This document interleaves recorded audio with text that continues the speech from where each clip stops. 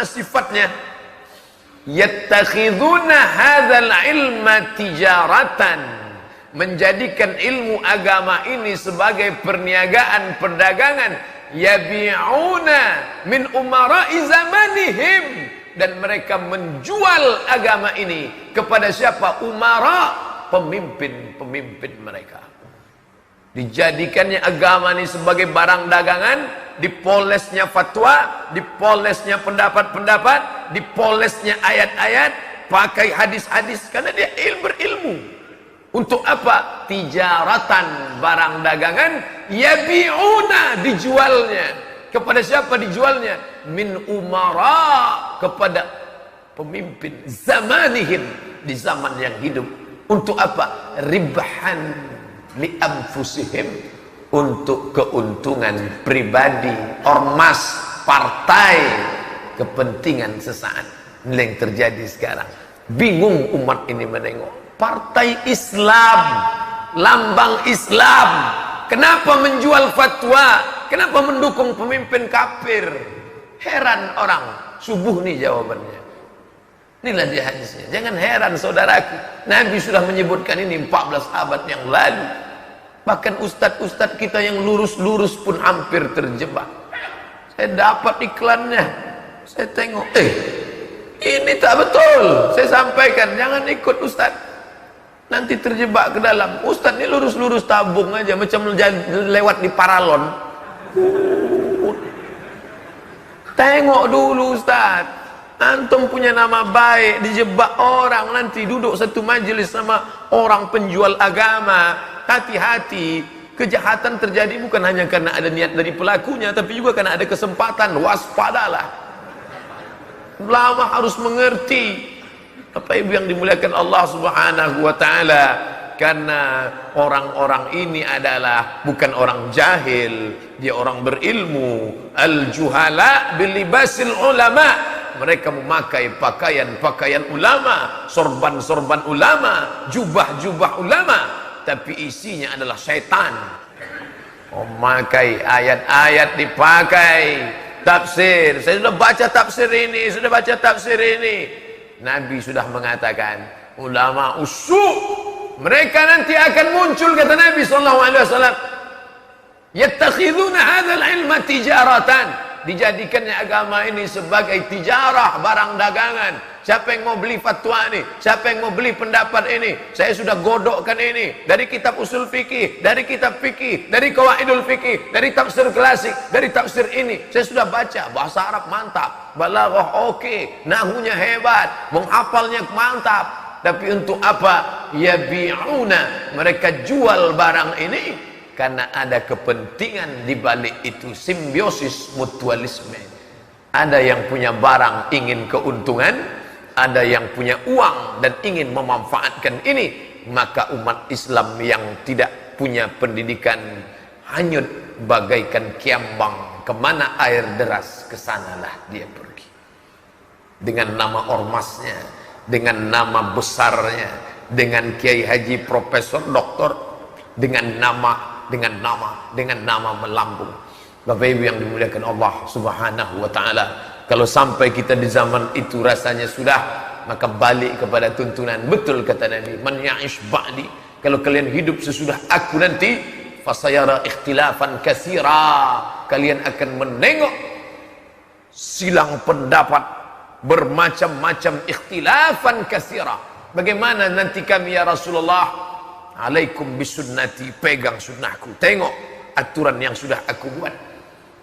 Wa alaikum bisunnati, alaikum bisunnati wa sunnatil khulafa'ir rasyidin min ba'di wa sunnatil khulafa'ir rasyidin al mahdiyyin min ba'di.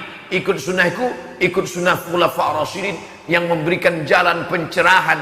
Dengan jalan itu kalian bisa membedakan mana yang benar, mana yang salah, mana bengkok, mana lurus, mana hitam, mana putih. Abdu 'alaiha bin nawajiz. Kalau kalian sudah dapat, gigit pakai gigi geraham. Petir menyambar, kilat nampak, tapi dia tak akan lepas. Kenapa? Karena kalian sudah mengetahui kebenaran. La yadurrukum man dhalla idza tadaitum. Orang yang sesat tak akan dapat menyesatkan kalian. Dengan syarat apa? Idza tadaitum, kalau kalian tahu jalan. Kalau kalian tahu jalan, maka tak ada satupun yang dapat menyesatkan kalian. Tapi kalau kalian tak tahu jalan, banyak super taksi yang akan membuat kalian mutar-mutar. Super taksi jangan tersinggung. Tak semuanya jahat, tapi ada juga yang yang membuat orang mutar-mutar, hanya ingin menaikkan argo supaya terus berputar. Ribhan li anfusihim, untuk keuntungan semata. Masuk WhatsApp, Ustadz Somad, ini kalau sampai partai Islam tidak mendukung orang kafir ini, nanti akan musnah partai Islam ini dari permukaan dunia. Akan hilang partai Islam ini dari Indonesia. Oleh sebab itu kita mesti mendukung orang kafir ini. Allah sudah berfirman dalam Al-Quran, A'udzubillahi minasyaitonirrajim, illa man ukriha. Kalau kita dalam keadaan terpaksa, maka kita boleh mendukung orang kafir dengan syarat wa qalbuhu mutmainnum bil iman. Yang penting hati tetap beriman. Memukau juga dalilnya. Disangkanya saya tak tahu. Kalau saya tak tahu, bisalah. Oh, betul juga ya. Mulut kita kafir tak apa-apa, kita dukung orang kafir tak apa-apa. Yang penting hati kita tetap beriman. Kita dalam keadaan tertekan nih. Saya kasih 3 jawaban. Pertama, ayat itu terkait dengan orang yang bernama Ammar bin Yasir. Nama anaknya Ammar, nama ayahnya Yasir, nama emaknya Sumayyah. Satu keluarga budak hamba sahaya berkulit hitam. Ammar, Yasir, Sumayyah. Nama tuannya Abu Jahal. Nabi lewat di depan rumah mereka. Nabi mendengar satu keluarga ini sedang berteriak, tolong, tolong kami. Nabi tak bisa menolong dalam keadaan lemah. Sampai-sampai Sumayyah akhirnya mati syahid. Perempuan syahid pertama dalam Islam, Sumayyah, ditombak jantungnya oleh Abu Jahal. Mati Sumayyah. Sedangkan Ammar disiksa sampai hilang kesadaran.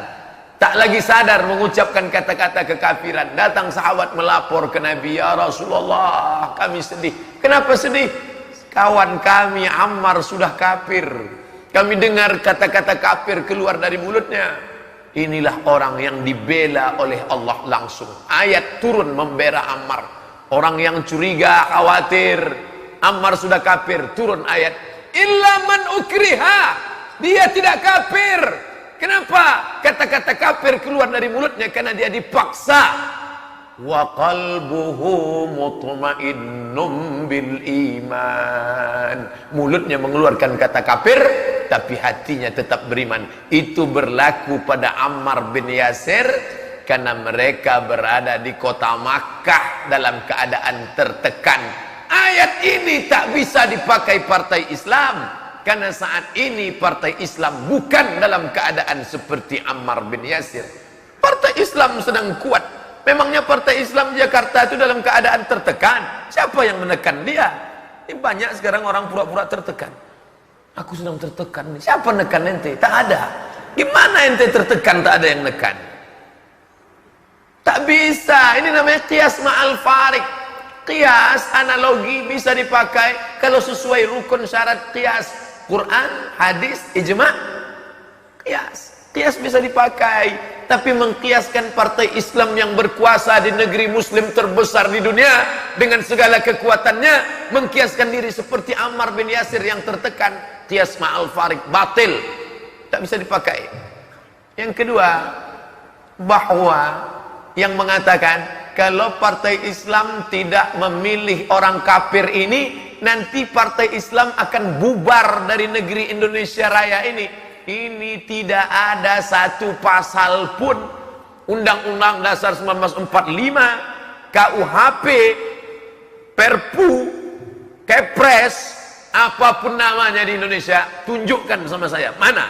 Tidak ada satu pun pasal yang akan mengatakan bila partai Islam tidak mendukung si kutil babi ini, nanti akan menjadi hilang di negeri ini. Tidak ada. Ini dibuat-buat ketakutan yang luar biasa, fobia. Tidak ada. Apa yang ditakutkan? Yang ketiga, sesungguhnya fitnah besar yang sedang melanda umat kita sekarang ini, Allah hanya ingin menunjukkan